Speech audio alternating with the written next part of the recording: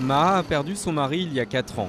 Incapable de s'assumer financièrement, elle n'a eu d'autre choix que de retourner vivre chez ses parents. Une marche arrière difficile à accepter pour cette jeune femme de 26 ans. Alors pour gagner sa vie et son indépendance, elle a choisi de prendre des cours de couture dans cet institut du centre de Bagdad.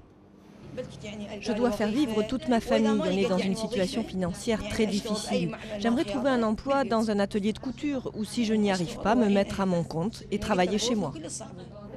Tout comme Maha, elles sont 1850 veuves à suivre des formations dans ce centre. Couture, informatique, chimie, infirmerie, aide à la personne. Il y en a pour tous les centres d'intérêt.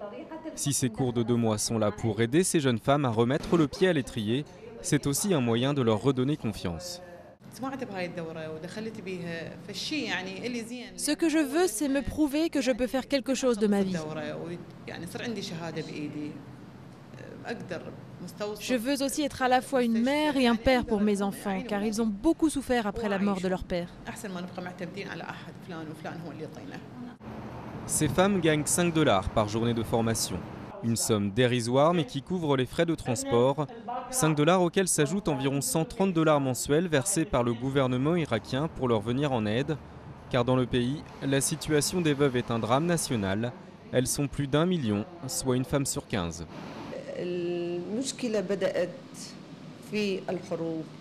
Le problème des veuves est une conséquence de la succession de guerres qu'a connue le pays.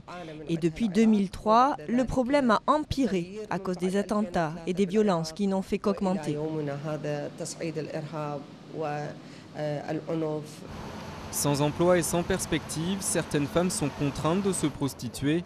Les enfants orphelins, 4 millions en Irak, sont bien souvent envoyés au travail plutôt qu'à l'école.